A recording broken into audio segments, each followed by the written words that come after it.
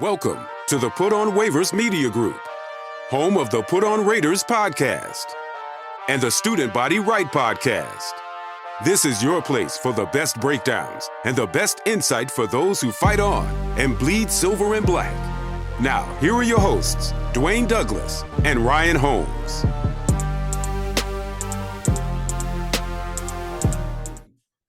And welcome everybody to the glorious episode of the Put On Raiders podcast. I'm your host, Dwayne Douglas, and I am podcasting off the beautiful shores of the Pacific Ocean. A beautiful day out here in Southern California. PORSBR is my Twitter handle. We have a special guest on the show today, Marcus Johnson.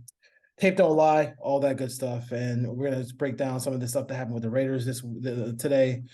Breaking news that happened last night. I actually was asleep. I woke up and my phone was absolutely just like blowing up like you wouldn't like you know what out here. So it was crazy.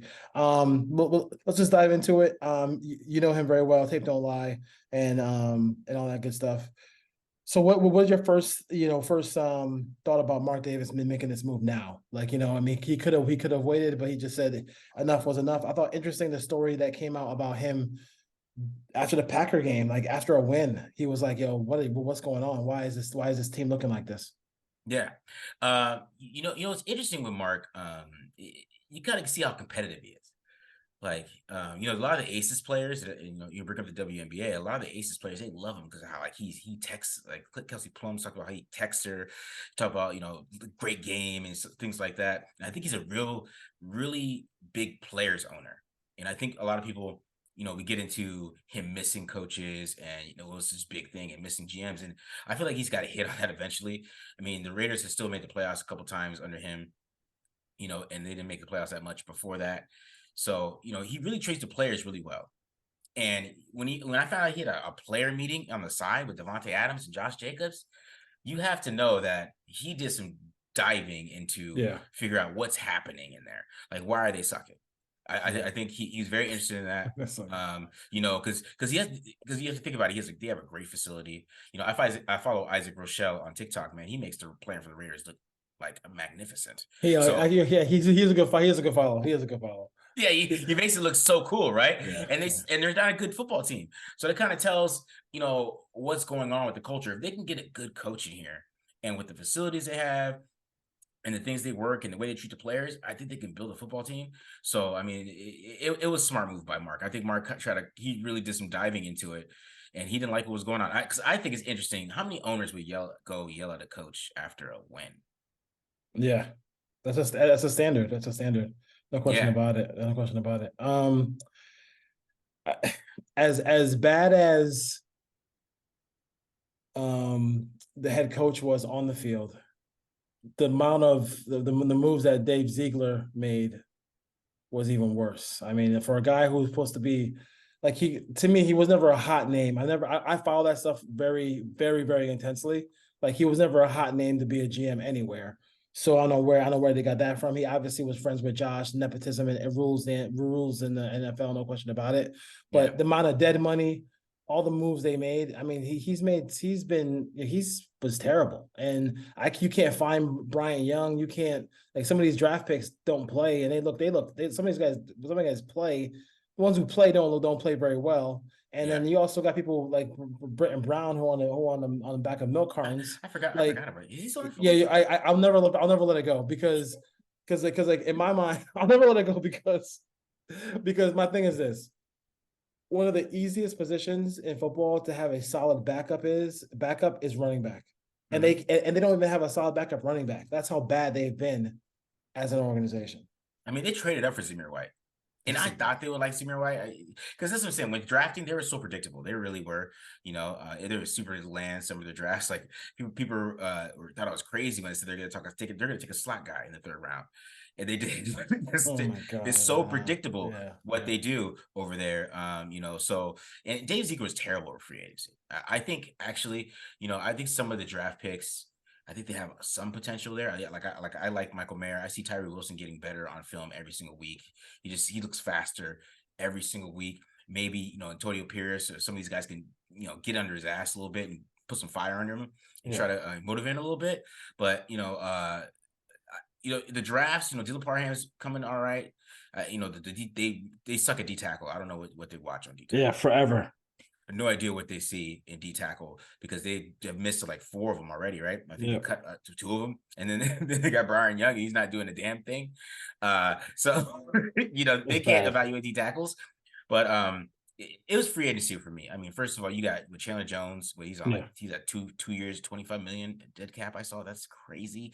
Jimmy Garoppolo, they really kind of strung up the team in his contract because they tried to keep him to the injury guarantee, which made his salary cap only $5 million less than Derek Carr the whole offseason.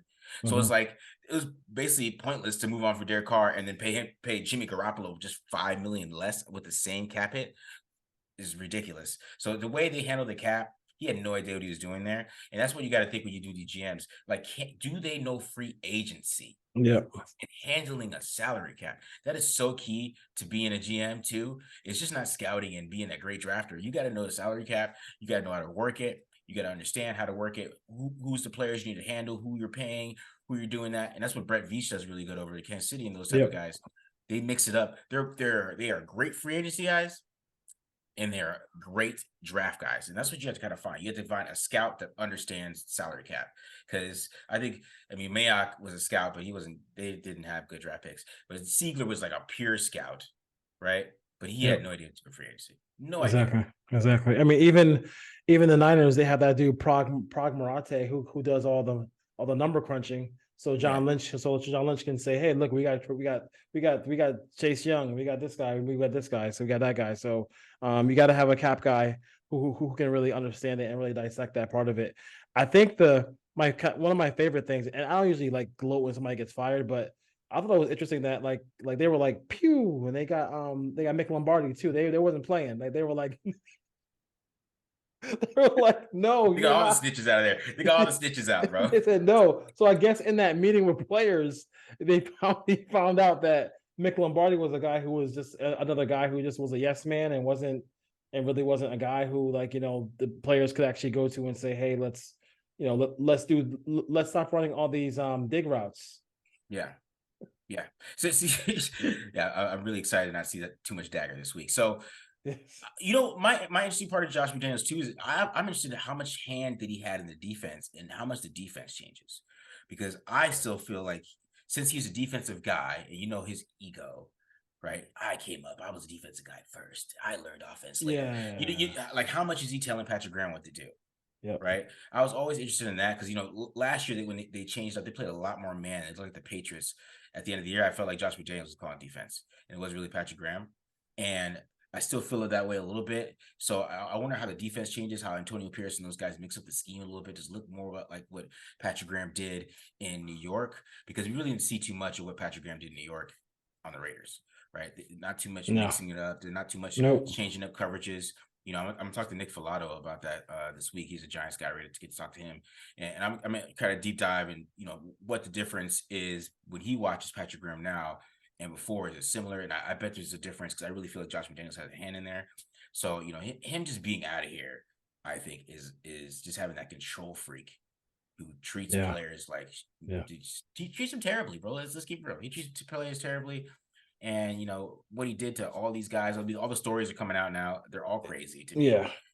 So, they're all crazy to you. And then and especially like Denzel Perryman made sure from Houston made sure to put a shout out there as well too about I didn't him. see that. I gotta so it's everybody's coming after him, and listen, like I feel like don't go to New England because for any coaches or anything like that, because at the end of the day, Bill controls everything, and you don't know if that person gets coffee or if he's the right hand man. Like you just don't know what that person does, and I think we're finding out with Joe Judge, Patricia. I didn't think he would be worse than he was in Denver, but he was literally worse than he was in Denver, which is not which is not humanly possible. But he actually did do that. So Antonio Pierce said a lot of the right things. Former player. I do like the fact that with all the nepotism in the league, like he said I want to go back. He said I want to go. He said I wanted to be a head coach, and he went to high school, and then went to college, and Arizona State. So I mean, Yeah. and then he came up in the pro game as well. He didn't use his player status to just become an NFL assistant, NFL assistant. So, what are your thoughts about him? I mean, I don't think he's going to stay, but I do think for him, he could parlay this maybe the same way Dan Campbell did with the Dolphins and say, hey, maybe this is an opportunity that I can put myself in where I can end up being a head coach later on. Yeah. So I mean, from the leadership aspect, I think he's going to bring that. So I think they're going to play really hard. Put some more fire out there, and feel like they have some more motivation, and they're going to try to. He's going to listen to players, and he's going to try to figure out what's going to go on. I think that's basically when you have interims for the most part. I mean, besides like Rich Bisaccia or somebody like that, when you have interims like that, I mean, kind of they go to the players, and the players are to run the team, right? If you have the right leaders. And I think that the offense is going to switch up a little bit. I think the defense is going to switch up a little bit too, what they like to do on defense. And, Antonio Pierce, I mean, he really made ASU when he was there because he was a recruiter. Yeah. And he got Ayuk there, N'Keal Harry, Darius Randall playing in the NFL. I'm trying to think of more NFL guys. There's so many guys that I can't think of that play in the NFL that are in the NFL now that Antonio Pierce recruited to ASU. They underachieve because Herm Edwards is Herm Edwards, but that's a different story. But he got the good players. I mean, Ayuk is a good NFL player. Like those type of guys weren't coming through ASU. Yeah. And he has some kind of sway with players. I think players really like him and they gravitate to him. I think he has a little bit of that Dion factor. That's why he's able to get those guys. Yeah. So he kind of has that factor to it. And it's going to be interesting to see how they play with him. I think they're going to play really hard for him, but he's a linebacker coach, and I don't like how soft these linebackers are. So I kind of, that's why like Spillane. Yeah. I mean, I guess, Masterson goes hard, and so does Mayoga. So maybe, I don't know, maybe it's just Spillane, but Spillane is soft. And he plays the tough guy though very well with the visor, but on film he's marshmallow on film, boy. Yeah. Man, there's this play I'm going to post on Twitter probably tomorrow that I'm going to show Masterson and Spillane. They both are shooting gaps, right? And Masterson goes full speed into the guy, and Spillane's like, it's like, bro, you can't play linebacker like that, man. Ryan's favorite thing is when him and Diablo blitz and they don't make an attempt to go to the quarterback. They just run right into the blocker. It's like, dude, the idea is to get to the quarterback, not to run into the blocker and stay there. So that's crazy. That's crazy. And then so I think he's probably going after the year is over, but a good experience for Antonio Pierce. The question is, does the GM have a chance to stay? I mean, that's a conversation that you might want to, that people might want to have. I think some people didn't like. I got so many people talking about there was too much of the Lord in his conversation. I was like, whatever. Can he draft players? Can he has the foot in the door right now to talk to Mark Davis. Champ Kelly does to maybe get that job. What are your thoughts about Champ Kelly? I mean, it's hard right now because after the post, it's after the free agency, it's after the draft. It's no more trade deadline either. I think he's gonna keep the job. To be honest, I think Mark really likes him. And he was still the assistant GM, and like I said, I think the draft picks this year aren't terrible because I think Trey Tucker with a quarterback who could throw the ball downfield. Yes, he is fast. I mean, Jimmy Garoppolo had him on a touchdown if he had a big arm because the safety was like, I think it was Cam Sutton. He was in basically freak out mode, like trying his hardest to run there.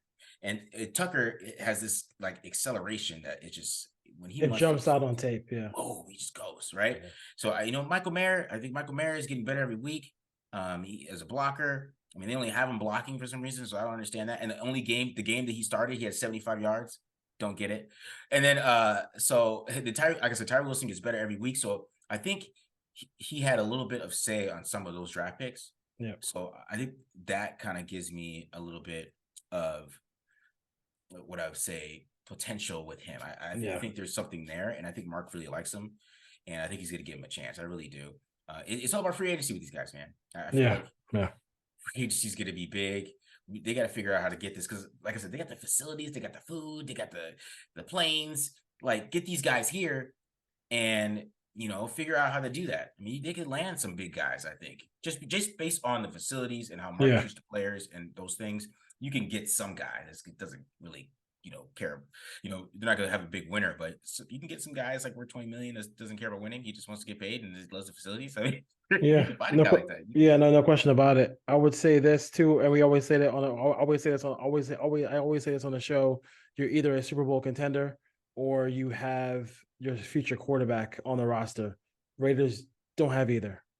So the first thing is the quarterback, and they gotta draft one. I mean, they have to. There's no way around it. I don't care what they do. I don't want to hear about the stories later on that they tried to get a quarterback, because those don't work. If you had, let's just say the Raiders had whatever reason they had their pick of the 3 quarterbacks, I'll put Williams, Penix, and May in front of you. Who would be the guy you'd take in that situation? I know. Let's just say the coach. I'll give you a coach. It can be a coach because the scheme matters. So, I'll give you Shane Waldron. Shane Waldron. So okay. So I'll kind of tell you how I think it's leaning going into November where these draft guys are going to go. I think May is ahead of Williams right now, right? So I think May has a shot to go 1. I think Williams is to go right behind him regardless, right?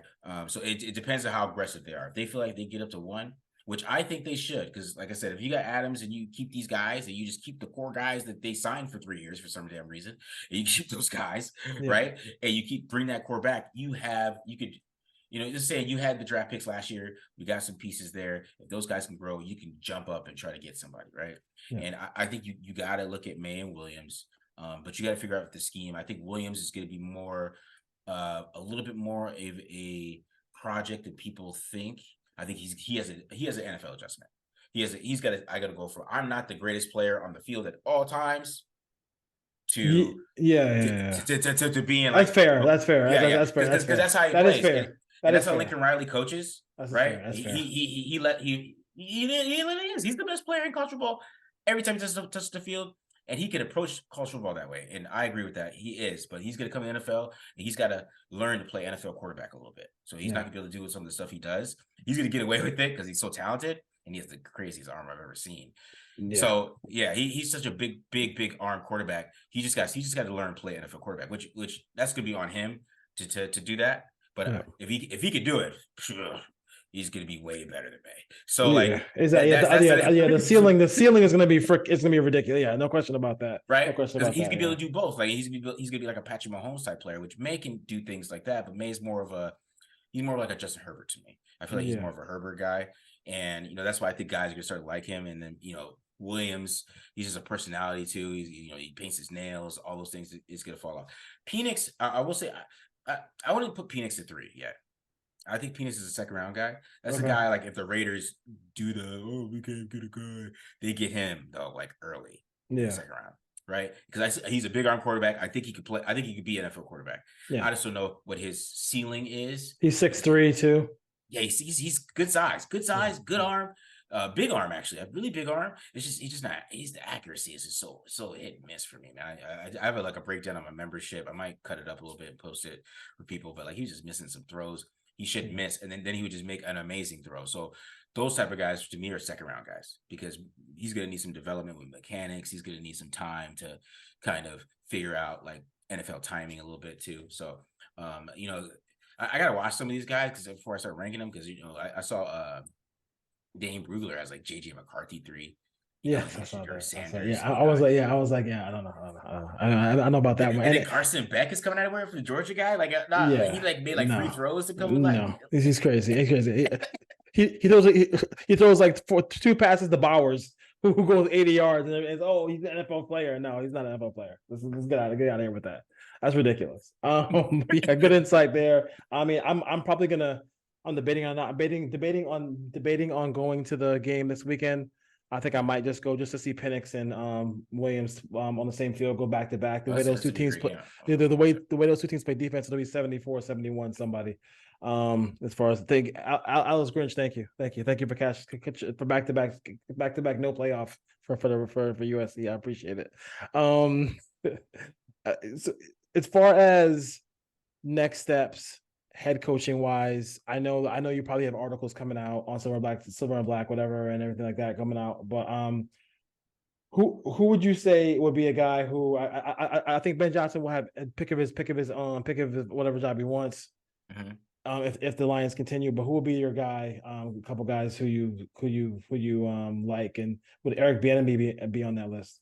The Eric Bieniemy is interesting because I think Mark might lean that way. I really feel like he might be like that. I'm going to be the guy, give Eric Bieniemy a job. But Eric Bieniemy, he's obviously a good offensive mind, obviously, right? Yes. So it's not just Andy Reid. He's going over there. He's took a lot of Andy Reid stuff, and he's got that offense in Washington playing pretty damn well. Right, he has Sam Howell. Sam Howell is like over 2,000 something yards. He's going to get 4,000 yards this year. He's up there in touchdowns. I mean, he's getting sacked every single damn play, and a lot of that's on him. But he has Sam Howell productive. Right now, with Eric Bieniemy, is the thing is like, how is he's going to wear on some people. Like if they draft Caleb Williams, right? Draft Caleb Williams. Caleb Williams goes from Lincoln Riley to Eric Bieniemy. Is that going to work? Like, is he going to be able to take that? Like, bro, he'd be like, you're tripping, dog, or you're tripping on me a little bit, and those type of things. Because even some of the Washington players and Ron Rivera had to come out and say something about that. That's what I worry about with Bieniemy. Like, he kind of got on Patrick Mahomes a little bit too much, right? And now he got shipped out of there, and that's going to be my thing with him. How is he going to be with these players, right? Because Josh McDaniels didn't have too much. I think more guys will like Bieniemy though, but he's still going to rub some people the wrong way. Who I like Dan Quinn. I think Dan Quinn is somebody they should really go after because I think Dan Quinn the whole defense is his scheme basically since Gus Bradley. Then really is, and then he picks good coordinators. I was just gonna say that in Atlanta, the staff that Dan Quinn could put together. He's the only retread on my list that I would go after because I think he'll do a great job with the rest of the staff. Yeah, the staff is going to be great. We have a great offensive coordinator. He's good. He's a great leader. And like I said, the scheme is already built for him. Like Nate Hobbs is going to go off again, right? Yeah. You're going to see the Nate Hobbs you saw from his rookie year. I think the Divine Diablo will probably even be better because he is a Gus Bradley guy. Trayvon Moore is a Gus Bradley guy. These are Gus Bradley draft picks. Yeah. And you bring in Dan Quinn, right? That I think that would work. I'm trying to think of some other guys. You gotta worry about Brian Flores. I think he is a wild card, even though people don't want to admit it. And he's another Patriots guy. He's out there. I think he's. How about Shane Waldron? I do like Shane Waldron too. Yeah. Ben Johnson's another guy too. But I want to see the offense finish the year. The offense is very screen heavy, and I don't know how long you get away with that, but just dig routes and screens. Yeah. So I'm interested in that one. I got another one for you about Frank Smith. See, I was going to talk about that. Frank Smith is probably a wild card too. I think he's going to be a guy that they're definitely going to look at Frank Smith because one, the Dolphins' offense looks crazy, right? I love watching it. So let's say Frank Smith comes over with they end up getting Caleb Williams or something like that with Frank Smith, and he brings those RPOs and those type of stuff they do in Miami, bro. He's gonna be Tua with what I'm saying, and you see how Tua looks. I mean, Caleb's gonna look really good year one running some of those schemes, and Frank Smith is gonna bring that over. He's gonna bring some, and then they can find a way if re-sign Josh Jacobs. That's the perfect scheme for Josh Jacobs to stay in. If they could do that, if they feel like doing that, or if they want to move on from him, we'll see about that. But if Mark Davis has probably to say they're keeping Josh, but I think Frank Smith. If they bring him in and they draft the right quarterback, there's a lot of quarterbacks that could fit what they like to do over in Miami, and they can mix it up and kind of ease them in a lot quicker with Frank Smith, in my opinion. But it's interesting to see. I kind of want that young guy with a 0-0 record. I want our own coach, our own quarterback, and take it from there. As far as that goes, the only retread I would look at would be Dan Quinn. I think he has a great job. He might not want to leave that job. That job is pretty good. And it pays and Jerry will pay you. And Jerry will pay you, no question about it. All right, cool. I think that's pretty much it. Taped on live. Marcus, thank you for joining us here on the Put On Raiders podcast, man. It's been a crazy day. I know y'all been busy. We've been busy too, so. Got another. How many coaches since you started? How many coaches is this now? I guess it's three, man. It's three, right? It's three. It's three. Yeah. It's crazy. Oh my gosh! And before the fourth head coach about to come through. It's going through the Raiders. So. People are asking if BD's gonna come back. I think BD. I mean, he might get that itch, man. He was super excited. he might put the headset back on. He's like, let's go. He's gone. Yep. That would be hilarious. All right, man. Take care, brother. All right, bro.